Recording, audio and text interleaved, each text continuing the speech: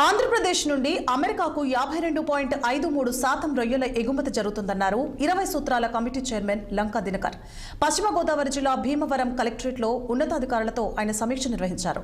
Trump తీసుకున్న నిర్ణయంలో 26% సుంకం విధించడం వల్ల రైతులపై పడే ప్రభావంపై సమావేశంలో చర్చించినట్లు లంకా దినకర్ తెలియజేశారు.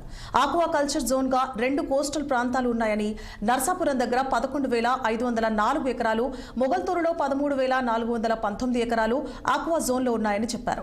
ఇది కాకుండా నాన్ ఆక్వా జోన్లో కూడా రైతులు రొయ్యలను సాగు చేస్తున్నారని ఆయన పేర్కొన్నారు. అయితే రొయ్యల ధరల్లో హెచ్చుతగ్గులు 10 నుండి 15% స్పష్టంగా కనిపిస్తోందని వివరించారు లంకా దినకర్.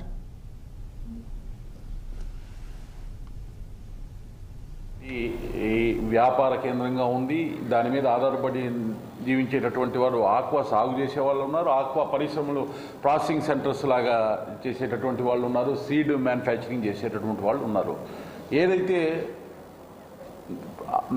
అమెరికా అధ్యక్షుడు ట్రంప్ తీసుకున్నటువంటి నిర్ణయం 26% సుంకానికి సంబంధించి ఉన్నటువంటి అంశంలో ఏ విధంగా ప్రభావం ఉంటుంది, ఈ ప్రాంతం నుంచి ఉత్పత్తి అయ్యే దానిలో ఎంత వరకు అమెరికాకి వెళ్తుంది అనేటటువంటి దాని మీద సమీక్ష చేయడం జరిగింది. ఇక్కడ ఏదైతే ఆక్వా ఉత్పత్తి అవుతుందో, ఉత్పత్తి అయిన దానిలో 53.52% అమెరికాకి వెళ్తుంది. అంటే అతి తీవ్రమైనటువంటి ఒత్తిడి ఈ ప్రాంతంలో అమెరికాకి సంబంధించి ట్రంప్ తీసుకున్నటువంటి నిర్ణయ ప్రభావం ఉంది అనేటటువంటి. అయితే ఇప్పుడు తాత్కాలిక ఉపశమనం 90 రోజుల వరకు దానికి సంబంధించిన ఆ నిర్ణయాన్ని ఆపారు. 90 రోజుల తర్వాత ఏ విధంగా వివరిస్తారో తెలియనటువంటి పరిస్థితి.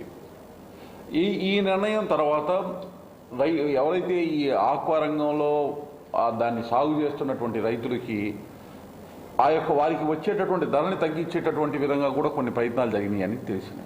అది వాటిని ఏ విధంగా ఈ మొత్తం వ్యవహారాన్ని స్టడీ చేయాలి, ఇటువంటి అంశాలు ఉత్పన్నమైనప్పుడు ఏ విధంగా ఎదుర్కోవాలని రాష్ట్ర స్థాయిలో ముఖ్యమంత్రి గారు ఇప్పటికే ఒక కమిటీని ఏర్పాటు చేసి, అధ్యయన కమిటీ చేసి దాని మీద ఏ విధంగా చర్యలు తీసుకోవాలనే దాని మీద వారి చర్యలు ఉపక్రమించారు. అయితే ఇవాళ ఏదైతే ఇక్కడ చర్చించామో ఈ డేటా మొత్తాన్ని కూడా మేము ముఖ్యమంత్రి గారి దృష్టికి ఇప్పుడు ఈ యొక్క సమీక్ష అయిన తర్వాత ముందు ఎమర్జెన్సీగా దీనికి సంబంధించినటువంటి సమాచారాన్ని పంపడం జరుగుతుంది.